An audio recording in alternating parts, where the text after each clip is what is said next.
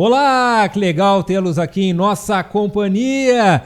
Bem-vindo, muito bem-vindo ao Super Táticos, é o teu podcast de esportes, como eu digo, de Pelotas para o mundo. E se você chegou até aqui, nos encontrou ou já está ambientado com o Super Táticos, a primeira coisa é dar aquele joinha, né? Normal, e te inscreve. Se tu ainda não te inscreveu no canal, já nos acompanha, mas não se inscreveu, te inscreve ali no canal. E para você que está chegando hoje, seja muito bem-vindo uma vez mais, também te inscreve, recebe em primeira mão todas as notificações, todo o conteúdo do Super Tático que está chegando mais uma vez para vocês. E, né, o meu parceiro de sempre, né, não ao meu lado, mas à minha frente aqui, o professor, meu amigo, né? E professor Marcelo Parmegiani. Tudo bem, professor? Tudo bem, Charles Garcia. Desejo um forte abraço também para os nossos amigos internautas. Depois de um acidente, infelizmente, estamos aí, estamos recuperando e recuperando muito bem. Agora o Grêmio que não se arruma, né, Charles Garcia? Eu acredito que o Grêmio definitivamente vai realizar a troca da sua comissão técnica, porque oscila demasiadamente, frustrou o torcedor e, ao mesmo tempo, deixou o torcedor satisfeito. Mas como assim? Deixou o torcedor satisfeito porque ficou longe do risco do rebaixamento, mas frustrou porque o torcedor queria mais e o Grêmio perdeu demais. Mano Menezes não vai ficar. Então, o professor aí já adiantando, né, que o nosso tema hoje é Campeonato Brasileiro que está pegando fogo e não tem corpo de bombeiros que possa apagar neste momento, especialmente para nós do Rio Grande do Sul, com o rebaixamento matemático do Juventude, que já era esperado, o Internacional que está fazendo, olha, vou dar os parabéns, o Internacional está fazendo uma força extraordinária para cair também, né? E o Grêmio nessa campanha, como disse o professor, que não sei se vou, não sei se fico, não estou com muita vontade e já vou aproveitar, para não dizer que fui eu que comecei, hein? Já vou aproveitar que o professor tocou no nome do Mano Menezes, que eu tenho N restrições, né? Elevados à enésima potência, não entendo nada de matemática, mas enfim, né? E realmente é um trabalho, não é um bom trabalho. Aí vão me dizer, tá, mas o Grêmio já escapou do rebaixamento. Ok, escapou do rebaixamento. Vou fazer uma continha simples. A diferença entre o Grêmio e o Internacional é o Grenal. O Grenal determinou 3 pontos para o Grêmio, que foi competente, aliás, extremamente competente, porque esteve 2 vezes atrás do marcador, e o Internacional não somou pontos. Então toda essa grande campanha que se diz que o Mano fez de recuperação, e também levando em consideração os grandes reforços que teve, porque senão eu acho que o Grêmio estaria rebaixado. Ah, sim. Os reforços fizeram a diferença. Exatamente. O Grêmio hoje tem 46 e o Inter tem 41. O Grenal, que eu digo que é a diferença, eu brinco muito, professor, com alguns amigos meus que são fãs do Mano Menezes. E eu digo, mas o Mano Menezes só ganha do Inter. E eu posso provar. Em 2006 o Inter é campeão da Libertadores, campeão do mundo, mas perde um gauchão antes disso, jogando no Beira-Rio com 2 empates. É regulamento, mas enfim, cumpra-se o regulamento. Aquele gol do Pedro Júnior, uma casquinha de cabeça ali. Uma festa porque o Grêmio era um time de Série B. E o Grêmio ganha o Campeonato Gaúcho jogando no Beira-Rio. O Mano Menezes ganha uma Copa do Brasil pelo Corinthians contra o Internacional. Aquele jogo da Alessandro, aquela feição toda de brigar e tal, né? Então, lógico que é uma brincadeira. Mano Menezes foi treinador de seleção brasileira, né? Treinou grandes clubes, teve lá os seus títulos, mas eu brinco muito que o Mano se recupera em cima do Internacional.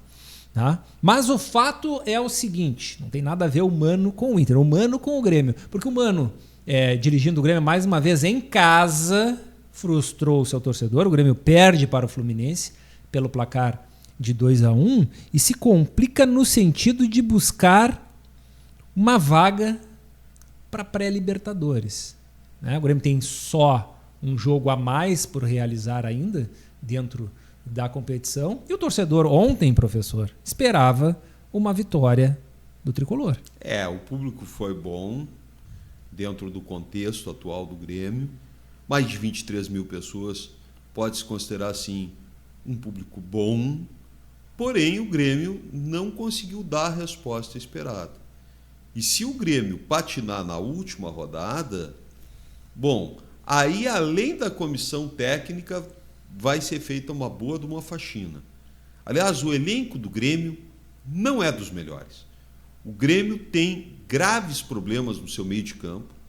Todo mundo percebe que o Grêmio tem uma carência enorme como volantes, como, por exemplo, laterais de maior explosão, porque o Marcos Rocha é um bom jogador, mas é um ex-jogador. Vamos combinar. 37 anos. Vamos combinar. Não é um jogador que possa dar confiança para desempenhar toda uma temporada. Outro problema do Grêmio é o miolo da zaga. Os zagueiros não são de confiança. E o Kahneman também é ex-jogador. Vamos combinar. O Grêmio tem problemas operacionais lá na frente também. Faz falta um Cebolinha, faz falta um Ferreirinha, faz falta exatamente um jogador que consiga imprimir um ritmo maior. E o Grêmio ainda vai perder o Arthur, que é o grande nome. Vai perder o Arthur.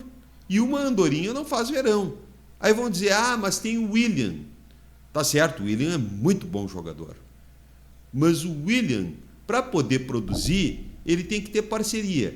Ele perdendo a parceria, ele vai ficar anulado. Então o Grêmio tem um desafio enorme para 2026. Que ninguém se engane. O Grêmio não vai cair agora em 25, mas ou o Grêmio toma tenência, se ajusta e vergonha na cara, ou o Grêmio é um forte candidato à queda no ano que vem. Pode trazer o Guardiola, mas se não mexer em todos os setores da equipe, e eu acredito inclusive na questão de goleiros, corre um risco muito forte. Lembrando que o Grêmio joga na última rodada contra o Sport. Imagina se der fiasco. No Recife. Qualquer resultado diferente da vitória é fiasco. Porque o Sport Recife foi o primeiro rebaixado. O Sport Recife já praticamente no primeiro turno já estava rebaixado. Né? Joga sem compromisso nenhum, joga em casa, a obrigação é do Grêmio. Né? Mas, neste momento, né, para este jogo específico, não vai fazer muita diferença a questão de campeonato, porque o Grêmio se salvou, e o Grêmio dificilmente vai conseguir pegar uma vaga na pré-Libertadores. Mas essa questão, professor, que tu falou e citaste muito bem, o Grêmio precisa de um grupo, não só um time, de um grupo. Um time até conseguiu fazer um time relativamente bom quando da chegada dos reforços na janela. Só que são jogadores, Marcos Rocha, 37 anos, o William com uma sequência de lesão, o Kahneman, que mesmo que tenha condições, não joga 90 minutos, não vai jogar, como dizia. Balbuena foi azarado. E tem também o outro jogador, que também machucou o Noriega, não foi o Noriega que machucou? O Noriega também. Como dizia o Muricy Ramalho, jogo quarta e domingo, não vai aguentar. Então, precisa de uma renovação de grupo, precisa mudar essa comissão técnica, Por quê? Porque o Grêmio deve ter um bom aporte financeiro para 2026. Aí toda aquela questão do... Me fugiu o nome agora da Marques Pan, sim. Né? Que seria presidente do Grêmio e tal, mas... Marcelo Marques Pan, que vai entrar com um aporte financeiro juntamente com alguns outros empresários no Grêmio. O Grêmio está dependendo demais dos mecenas, né? É o Marcelo da Marques Pan, é o Rigo lá, o homem do arroz e do soja. É muita gente dando suporte. Mas que não tem obrigação. Eles não têm obrigação. O Marcelo, que é um gremista, um torcedor ilustre do Grêmio, realmente ajudou demais. Só na questão da arena ele já ajudou demais o Grêmio, né? Mas ele não tem a obrigação de ajudar. E o Grêmio, como instituição, não pode ficar dependendo disso. Isso seria interessante como um plus. Olha, eu tenho um quadro social que aumentou bastante no Grêmio, diga-se de passagem. O Grêmio tem um bom quadro social, o Grêmio tem um número X de patrocinadores e outras receitas. Bom, se o Marcelo, se o Rigo vão botar dinheiro, isso aí é um plus, isso aí pode fazer com que eu tenha um diferencial. Mas eu não posso contar com isso para o básico, né? O Grêmio tem que ter para a cesta básica. Se ele vai conseguir comer um caviar de vez em quando, se ele vai conseguir algo a mais para sua ceia de Natal, isso vem desses homens fortes que vão colocar dinheiro no Grêmio. Mas falando exatamente do futebol, o Grêmio precisa então desta renovação para o seu grupo para poder competir. Porque o que pode salvar o ano do Grêmio é o Internacional. O que pode fazer com que o torcedor do Grêmio dê uma respirada é uma possível e grande chance de queda do Inter para a Série B. Pois é. Só que olhar a vidraça do vizinho e ver que está quebrada não é garantia de que a tua esteja boa. Mas acho que a direção do Internacional, amigos, amigas, internautas, Charles Garcia, acho que a direção do Internacional agiu certo, porém de forma muito tardia. Trouxe o Abel Braga e amargou jogos e jogos com a dupla argentina, Ramon e seu filho Emiliano. Com certeza o Abel distribuiu muita, mas muita paulada em cima da mesa. O Abel vai trabalhar de forma muito pragmática, que é a chegada aos 45 pontos. Ele está confiando em não perder nenhuma das duas partidas, no que eu acho que ele está certo. Por isso, como a defesa do Grêmio é uma defesa que faz muitos erros, a defesa do Internacional é até pior, porque além dos erros, ela consegue entregar bolas que são facílimas de serem interceptadas. Então, ela é pior do que a defesa do Grêmio. Porque o Internacional tomou 5 do Vasco da Gama. Eu disse 5. Só não tomou mais por sorte. O Vasco da Gama não ganha mais de ninguém. Goleou o Internacional. Foi derrotado pelo Mirassol 2-0. Então a defesa do Internacional é pior do que a defesa do Grêmio, que a gente tanto critica. Então, como o Abel foi zagueirão e não é bobo, ele vai jogar com 3-5-2 as duas partidas. Posso te ajudar? Claro. Posso te ajudar? Antes de entrar nessa questão do time, o Vasco não vencia 5 jogos com o Diniz. E o Diniz, olha, ninguém gosta do Diniz. Os torcedores, como treinador, foi campeão no Fluminense. Verdade. Tá? O torcedor do Vasco invadiu o treinamento, cobrou, se vocês estão 5 jogos sem ganhar, vocês vão ter o nosso apoio, mas tratem de ganhar. Aí o Vasco pega a tabela, olha o Inter. Ainda bem. É o jogo para recuperar. O São Paulo, na rodada anterior, toma 6 do Fluminense. Eu preciso dar uma resposta para o meu torcedor. Aí ele olha a tabela, é o Inter, dá um alívio. Porque, infelizmente, e eu digo isso há muito tempo, né, professor, nesta mesa, tu já sabe que o Inter, principalmente fora de casa, porque dentro de casa o torcedor do Inter tem uma grande esperança de empatar. Fora, a derrota, ela é certa. Tu só não sabe de quanto. Porque é o grupo, com perdão a palavra, mais vagabundo do Campeonato Brasileiro. Porque ninguém corre, ninguém marca, ninguém se esforça. O Abel, a chegada do Abel, uma coisa é certa. Claro, para 2 jogos. Para 2 jogos, até o vagabundo vai jogar e vai correr. Porque com o Abel, quem não tiver espírito, não joga. Mas ainda assim, professor, eu acho que vai correr, se esforçar como nunca e perder como sempre. Para o São Paulo hoje. Pode ser que vença o Bragantino e, dependendo do Vitória, consiga se escapar. E a questão tática que tu citaste aí, do Abel se fechar, o treinamento do Internacional, que aliás está jogando neste momento, o treinamento do Internacional num 3-6-1, com apenas o Vitinho na frente, com homem de velocidade, para o Carboneiro mais uma vez. Não tem cabeça nenhuma o seu Carboneiro, né? Deixou o Inter na mão. Tá? Ele vai jogar com 3 zagueiros, 6 homens no meio campo, 4 meio-campistas e os 2 alas. E eu acho que ele faz correto, porque o Bernabé é uma avenida, então libera o Bernabé para atacar e só o Vitinho na frente. O Abel sabe que ele não pode perder para o São Paulo. Se ele ganhar, estátua para o Abel. Se ele salvar o Internacional do rebaixamento, lá do lado do Fernandão, sabe? Sim. Estátua para o Abel. Que já até mereceria ter uma, independente do que aconteça agora. Porque, para quem não sabe, o Abel está vindo e não vai ganhar R$1.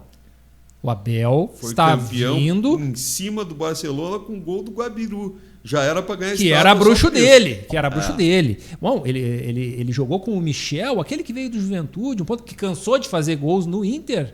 e fazia gols na Libertadores, porque o Abel dizia que era o homem de confiança dele. Então ele vai fechar essa casinha porque ele não quer perder. Ele sabe que se ele pontuar, ou seja, empatar com o São Paulo, o Beira-Rio vai estar lotado, mas não vai estar só lotado como teve contra o Santos. É o Abel. O clima muda. Os jogadores vão se doar os 90 minutos. E o torcedor vai acreditar até o final. Então a grande chance do Internacional é essa, e rezar demais, que é o que mais tem feito o torcedor do Inter. Eu nunca vi as igrejas tão cheias, sabe? Aqui no Rio Grande do Sul, especialmente em Porto Alegre, depois que o Internacional ficou nessa situação. Torcer muito para que o Vitória não pontue. Porque, olha que interessante, professor. Nós temos nessa rodada São Paulo e Inter no Morumbis, Bragantino e Vitória em Bragança Paulista.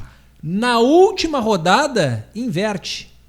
O Vitória recebe o São Paulo e o Inter recebe o Bragantino. E por aí passa o rebaixamento. Claro que vai depender do mérito do Vitória, do Internacional, mas passa também por Bragança Paulista, pelo Bragantino, que precisa ganhar esse jogo para... não vai cair, mas para afastar qualquer possibilidade. E pensa bem, se o Bragantino faz 6 pontos, ele ainda pode incomodar ali numa pré-Libertadores. E o São Paulo está nessa briga também. E tem um time que está correndo por fora, né? Que é o Fortaleza. Fortaleza. O Fortaleza é a sensação nessa reta mas final. Mas tem só mais um detalhezinho, professor. A fase do Inter é tão ruim, mas tão ruim, que o São Paulo, que jogou contra o Fluminense, foi muito desfalcado. Não justifica tomar 6. É como o Internacional lá tomar 5. Foi com o time reserva. Não pode tomar 5. Os jogadores, Luciano, os jogadores mais destacados de São Paulo estão todos voltando contra o Internacional. Então, assim, a fase não é fácil. Eu desejo muita sorte para o Abel. O Abel é uma pessoa fantástica, até para quem é torcedor do Grêmio, até porque o Abel nunca falou isso aqui do Grêmio. Abel não é como o Renato, que é gremista e fala mal do Inter, ou como o D'Alessandro, que é colorado e cutuca o Grêmio. Não. O Abel é talvez o maior treinador da história do Internacional. Ele é um ídolo dentro do clube, ele é intocável. Está na sua 8ª passagem. E ele sempre respeitou, nunca chamou nem sequer de co-irmão. O Grêmio, com seu respeito, a sua torcida. Então, ele é uma pessoa diferenciada. E quem conhece o Abel sabe isso. Eu desejo muita sorte para ele, porque, embora ele não tenha, caso o Internacional venha a ser rebaixado, culpa nenhuma de todo o processo, nenhuma, querendo ou não, o seu nome também ficará na história do clube. E ele colocou uma parte muito ruim. Ele colocou o clube acima das questões políticas do próprio clube. Claro, porque foi o Barcelos que fez tirou, a burrada. Demitiu foi uma vergonha. O Abel. O Barcelos, no mínimo, deveria agora renunciar por tudo que ele fez. Porque ele tirou o Abel para colocar um técnico atrás do outro, marcados todos por incompetência. Fracassados. E o outro detalhe também interessante. O Barcelos estaria... O Barcelos não, porque vamos ser bem sinceros. Quem chamou o Abel para a solicitação foi o D'Alessandro. Não foi o Barcelos. Por mais que pudesse passar na cabeça do Barcelos, ele não tem moral para, depois de tudo que ele fez, e não só como fez, porque qualquer empresa, em qualquer lugar, a pessoa ela pode ser demitida. E nem sempre é por não estar rendendo. Olha, obrigado pelos serviços prestados, professor, tudo, mas a gente está reformulando e tal. Claro. E nem assim foi feito. Foi feito quase que uma rasteira no Abel. E logo no Abel que tu não poderia fazer uma coisa dessa. Então é uma forma de retratação, tá? E o Abel que não é mais treinador, um Abel que não quer mais ser treinador, e ele deixou bem claro, são muitas vezes. O Abel está com 70 ou 72 73, anos. Eu acho. 73, Ou tá 72 fará 73. O Abel não precisa de dinheiro. Não. O Abel disse, quando ele treinava o Inter e grandes clubes de futebol brasileiro, e muitas vezes ele foi trabalhar no mundo árabe, ele disse o seguinte: os meus netos não precisam mais trabalhar. Eu faço tudo isso para os meus netos não precisarem trabalhar. Óbvio que é uma força de expressão. O que ele quer dizer? Que ele proporciona condições. Uma coisa que é razoável, que são as distâncias. As viagens dentro do Brasil são viagens continentais. Não é que nem dentro da Inglaterra, que o sujeito muitas vezes vai até de trem para enfrentar uma outra equipe, né, numa outra cidade. E várias competições. Aqui no Brasil, não. Agora, por exemplo, ano que vem nós vamos ter o Remo lá em Belém do Pará. Imagina a viagem Porto Alegre, Belém do Pará, é uma viagem quase que interoceânica. Joga com, um exemplo, joga com o Remo, volta para Porto Alegre para jogar qualquer adversário. Exatamente. Tem cabimento. Não, o Brasil é continental. Aqui é complicado de fazer isso. Mas, enfim, né, desejo aí toda a sorte do mundo para o Abel, para o Internacional. Nós não queríamos nem que o Juventude caísse. Infelizmente, agora é fato, o Juventude está na Série B. Né, oxalá consiga voltar em 2026. Tem essa questão do Inter, e aí, né, vai a minha opinião. Tomara que esteja errado. Tomara que depois os internautas coloquem nos comentários. Podem até rir da minha cara e dizer que não acerta nada. Mas, para mim, o Internacional está rebaixado. Eu acredito que o Inter não cai. Agora, quanto ao Juventude, um fato sintomático. O Edu Pesce, depois de 5 anos de Juventude, saiu semana passada de lá, recebeu placa, homenagem, prêmio, etc. E especula-se que ele está já contratado para 2026 para uma equipe da capital do Rio Grande do Sul. Será o Inter? Será o Grêmio? Não se sabe. O fato é que é um profissional que tem bastante rodagem e conhece do assunto. Ele é um bom gerente na parte logística, na articulação, e é um profissional que saiu e já está afirmando que está se alinhavando para morar novamente em Porto Alegre. Um outro detalhe do Abel, que deixa bem claro que não quer ser treinador e tal, mas vão dizer, mas ele também não queria antes atender o chamado Inter. Quem sabe se o Abel vence os jogos, deixa o Inter na primeira divisão, o torcedor faz aquele... É óbvio que o torcedor fará isso, óbvio. E isso independente de cair ou não. O Abel é o Abel, o torcedor quer o Abel na Série B, na Série A, na Libertadores, mas eu acredito que ele possa ficar no Internacional para trabalhar na comissão técnica. E é um grande ganho para o clube tu ter um D'Alessandro, que representou e que representa para o clube, e um Abel Braga, que são aquelas pessoas que tu entrega a chave do vestiário, tu entrega a chave do Beira-Rio, tu não precisa ir lá para abrir.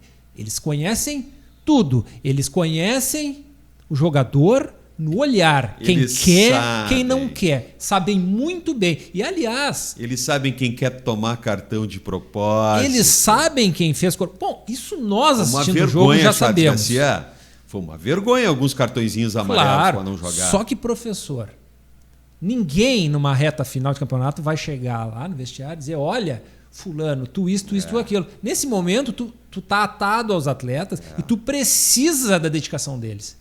Se bater de frente nesse momento, agora que falta pouco, é pior.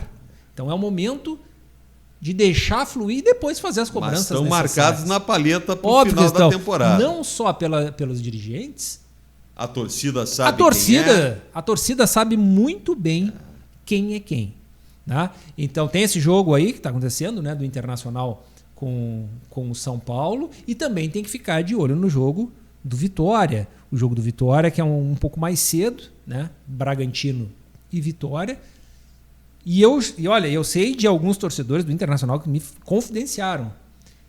Não vou assistir São Paulo e Inter, eu vou assistir Bragantino e Vitória. É mais fácil eu torcer para o Bragantino ganhar do Vitória do que o Internacional vencer o São Paulo. Então a situação que colocaram esse gigante do futebol brasileiro, né? Está aí. Eu acho que é tarde demais. Vamos aguardar. Mas, eu estou otimista. Né, a nossa esperança é que nós tenhamos pelo menos a dupla Grenal no Campeonato Brasileiro. Até por mais confiando no Abel, Charles. Mais um detalhezinho. O nosso futebol do Rio Grande do Sul já está muito atrás do futebol paulista. Eu já vou tirar Flamengo e Palmeiras dessa brincadeira, esses aí são à parte. Mas Corinthians com potencial enorme se arrumar, São Paulo com potencial enorme se arrumar, grandes equipes que podem aí fazer SAF ou sem SAF conseguir subir na competição nacional. O Cruzeiro e o Atlético às vezes conseguem, mas o nosso futebol aqui do Sul, especialmente, aí tá para colocar os de Curitiba também. Quem vai? Eu ia dizer isso, tirasse o pão da boca. Muito abaixo. Tá muito abaixo, mas Curitiba está ressuscitando o futebol, porque tanto o Curitiba como o Atlético Paranaense voltaram para A. Então a rivalidade vai estar presente forte na A. E quando tem rivalidade de equipes de capital, como o próprio Curitiba e o Atlético Paranaense, eu acredito que os dois vão ter um up, um crescimento em 2026. O que pode não acontecer em Porto Alegre se o Internacional vir a ser rebaixado e, de certa forma, dar aquela relaxada no Grêmio, porque, também, querendo ou não, essa nossa rivalidade, que é a maior do país. Vocês já viram que o Charles está pessimista, né? Não, o Charles está realista. O Charles está convicto que o Internacional já foi. O Internacional já foi. Mas essa rivalidade, ela pode ser que geralmente se puxa para baixo, porque o torcedor do Grêmio, eu tô com 46, vocês vão cair. Tá, mas só um pouquinho, esquece o vizinho. Claro. Foi bom o teu ano? Tu vai jogar alguma coisa no ano que vem? O teu time tá pronto? Não tá. Aquela coisa, eu tô melhor que tu, então tá bom. Não tá. Tá complicado. Tá Coloca o teu comentário, vem conosco, vem aqui para os Super Táticos, coloca a tua posição, né? Se tu estás concordando com o Charles Garcia, o Charles acredita que o Internacional já entregou os doces, ou se tu acreditas, assim como eu, que o Abelão vai segurar e vai chegar nos 45 pontos, a situação é delicada. E para ti, né, torcedor tricolor, torcedor gremista, eu acredito que daí sim, aí estamos 100%, né, Charles Garcia? Mano Menezes não deve permanecer mesmo. É isso, Charles? É isso aí. Então, só para a gente encerrar o Super Táticos de hoje, passar os jogos, né, que nós já tivemos da 37ª rodada, né, a derrota do Grêmio em casa para o Fluminense, tem Fortaleza e Corinthians, Juventude e Santos, São Paulo e Inter, Bahia e Sport. Vai ter um jogo atrasado também da 34ª rodada entre Atlético e Palmeiras. E depois no complemento também, ainda hoje, da 37ª rodada, Flamengo e Ceará, Cruzeiro e Botafogo. Muito jogo. Muito jogo. Professor, satisfação mais uma vez. Pessoal, o Super Táticos de hoje, então, fica por aqui. Agradecendo demais, né, vocês terem ficado aqui conosco. Então, mais uma vez, joinha e inscrição, e tu não perde nada destes super conteúdos, porque aqui é o Super Táticos. Nós voltamos numa próxima oportunidade. Até a próxima!